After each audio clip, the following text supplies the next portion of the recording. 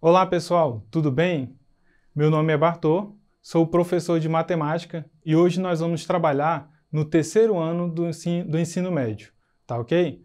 Hoje nós vamos falar um pouquinho acerca da variação de grandezas não proporcionais. Mas antes de começar a falar desse assunto, vocês já viram nas aulas anteriores da 13 e 14 sobre as variações de grandezas. Na 13, vocês assistiram sobre a grandeza diretamente proporcional. É isso mesmo, diretamente proporcional. Já na aula 14, vocês viram a variação de grandeza inversamente proporcional. E aí vocês perceberam as características delas, qual é o comportamento delas em diversas situações. Mas hoje nós vamos abordar as que não são proporcionais. Tá ok? Então vamos lá retomar alguns conceitos que são base para você poder conhecer um pouco mais acerca das variações de grandeza não proporcionais. Vamos ao conceito de razão. Em nossa vida diária, estamos sempre fazendo comparações. E quando fazemos comparações, estamos relacionando dois números. Na linguagem matemática, essas comparações são expressas por um quociente chamado razão. A palavra razão vem do latim ration e significa divisão. Temos então a nomenclatura da seguinte maneira: a razão é uma divisão entre dois números. Vamos ver o exemplo? Então observe aí na imagem que nós temos 3/5. Ou seja, 3 de 5. E aí nós temos a primeira parte que ela é representada pelo traço fracionário ou ela é representada pelo símbolo de divisão, certo? Um outro exemplo do que nós temos é 4,5 dividido por 2. Então percebam que a nomenclatura do número decimal ela pode aparecer dessa forma também no sentido fracionário. Como também ela pode aparecer 4,5 dividido por 2 nessa forma utilizando o símbolo de divisão.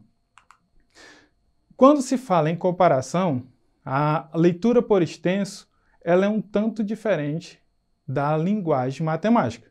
Então observe no quadro que de um lado nós temos a comparação dita por extenso e do outro nós temos a linguagem matemática. Então acompanhe comigo a leitura desses três exemplos. De cada 20 habitantes, 5 são analfabetos. E aí ao lado da razão, que representa a razão, nós temos 5 dividido para 20, que é igual a 1/4. Você poderia perguntar da onde apareceu esse 1/4? Gente, bem simples. Vocês viram em séries anteriores a denominada divisão de frações em que era necessário fazer a simplificação. Então observe que o denominador e o numerador podemos simplificar pelo 5. Então dividindo 5 por 5 é igual a 1 e o 20 dividido para 5 é igual a 4. Vamos ao outro exemplo. Um dia de sol para cada 2 de chuva. Então nós temos a razão meio, representando essa sentença ou essa comparação. Temos outro exemplo também. De cada 10 alunos, 2 gostam de matemática. E aí nós temos a representação da razão através do quociente. 2 estar para 10. Isso é igual a 1/5. De igual modo ao primeiro exemplo, nós temos que simplificar. Então, dividindo esse quociente por 2, nós teremos 2 dividido para 2 é igual a 1 e 10 dividido para 2 igual a 5. Assim, nós temos 1/5 que representa a razão dessa comparação. Certo até aqui? Então, só para retomar, o conceito de razão é uma divisão entre dois números. E aí você lembre-se que agora a gente não vai mais utilizar a palavra fração, mas dentro da proporcionalidade nós utilizaremos a palavra razão. Tá certo, gente? Então, olha só, falando um pouquinho também de proporção, nós vamos enunciar da seguinte maneira. Em uma pesquisa curta, foi obtido o seguinte resultado. De 30 alunos entrevistados na faculdade Pitágoras, 10 gostam de matemática, portanto, também poderíamos supor que, se forem entrevistados 120 alunos da mesma faculdade, 40 deverão gostar de matemática. Na verdade, ao falar de 40 alunos, dos 120 alunos, estamos afirmando que 10 estão representando em 30, o mesmo que 40 em 20. Mas, falando assim, na língua materna, é um pouco complicado, certo? Vamos transformar isso na linguagem matemática. Então venham comigo. Uma propriedade fundamental das proporções é a seguinte: em toda proporção, o produto dos meios é igual ao produto dos extremos. E isso é o conceito básico da propriedade da proporcionalidade. Certo? Gente, então observe que no contexto anterior da pesquisa, nós vamos ter 2/4, que é igual a 9 sobre 18. Observe que nós temos aí grandezas diferentes e representando a situação anterior. Então, observe a representatividade de cada uma e de como ela pode ser utilizada nas estratégias matemáticas, certo? Agora nós vamos falar um pouquinho sobre a proporcionalidade. Na proporcionalidade, nós podemos ter duas principais. A primeira dela é grandeza diretamente proporcional, onde você estudou na aula anterior.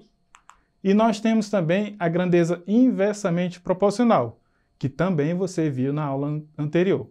Mas só para relembrar, a grandeza diretamente proporcional, quando uma aumenta, a outra também aumenta. Isso em situação de você colocar na tabela. Na inversamente proporcional, ela se dá ao contrário.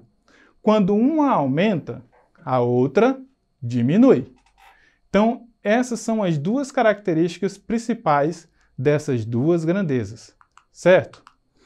Agora nós vamos ver a grandeza diretamente proporcional, dado um exemplo em um gráfico. Como ela se comporta? Então, observe o gráfico a seguir e vocês vão perceber que no eixo do x, ela está dobrando. 4, 8, 12 e 16. No eixo y, também está dobrando os valores em 5, 10, 15 e 20. Então, observe que no eixo x, os números estão dispostos em crescente. No eixo y, também o gráfico está crescente, ou seja, a imagem está dando números crescentes, certo? Então, isso implica dizer que nós temos uma proporcionalidade e que ela é uma grandeza diretamente proporcional, porque à medida que uma cresce, a outra também cresce.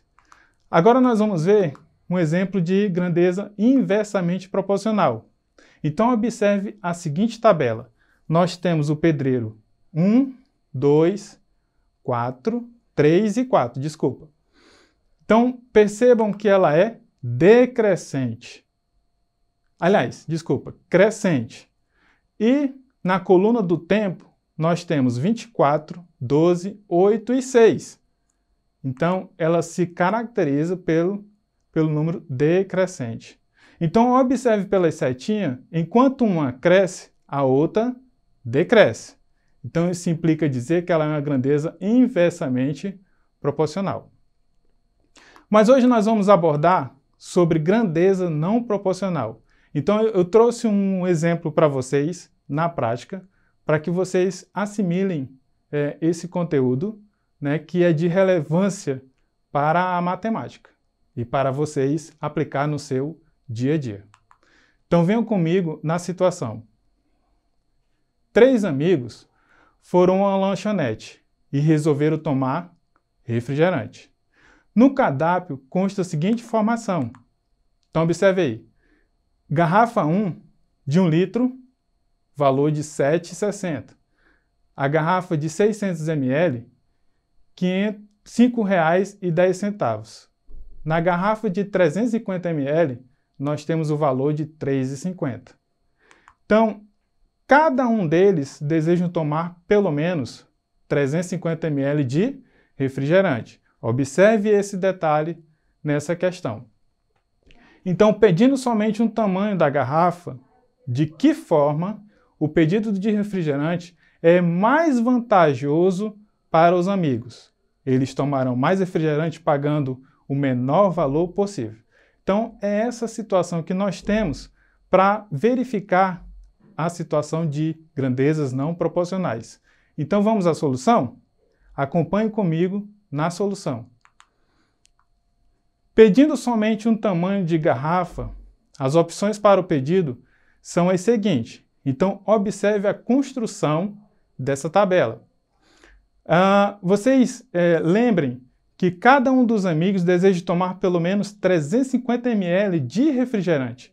Os 3 amigos precisam fazer um pedido que tenha pelo menos 1.050 ml de refrigerante no total. Então, observe a quantidade de garrafas. Quando a garrafa for de 1 litro, nós teremos um conteúdo total de 200 ml. Quando nós tivermos garrafa de 600 ml, é necessário que termos 2 garrafas, onde representará 1.200 ml. E quando nós tivermos garrafa de 350 ml, serão necessárias 3 garrafas para termos um conteúdo de 1.050 ml. Nós temos também, na quarta coluna, o valor unitário de cada garrafa. Lembra da situação? Mas também nós temos o valor total que cada uma dessas situações representa. Ou seja, quando for a de 1 litro, essas 2 garrafas darão R$ 15,20. Quando for de 600 ml, essas 2 garrafas serão R$ 10,20. E na de 350 ml é necessário 3 garrafas. E aí eles pagarão R$ 10,50. Gente, quando você pegar R$ 15,20 e dividir por 2.000 ml, nós teremos 76 milésimos.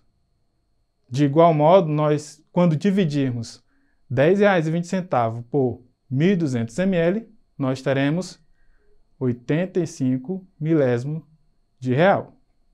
E quando nós tivermos R$ 10,50 dividido para 1.050 ml, nós teremos 1 centésimo de real. Temos que o pedido mais vantajoso, eles tomarão mais refrigerante. Lembra da situação?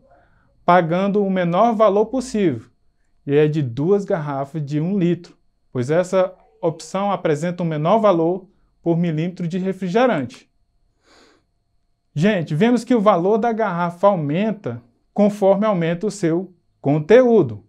Entretanto, como encontramos valores diferentes para o milímetro de refrigerante, temos que as razões entre os valores e a quantidade dos conteúdos das respectivas garrafas não são iguais, certo? Ou seja, garrafa de 1 litro é igual a 1 ml, e aí o valor era R$ 7,60. Na garrafa de 600 ml era R$ 5,10 e na garrafa de 350 ml, R$ 3,50. E aí a gente conclui, gente, que essa grandeza não são proporcionais, porque o valor em milímetro das garrafas e os valores em reais não são compatíveis para termos uma regra de 3 simples para solucionar essa situação. Portanto, essa grandeza não é proporcionais.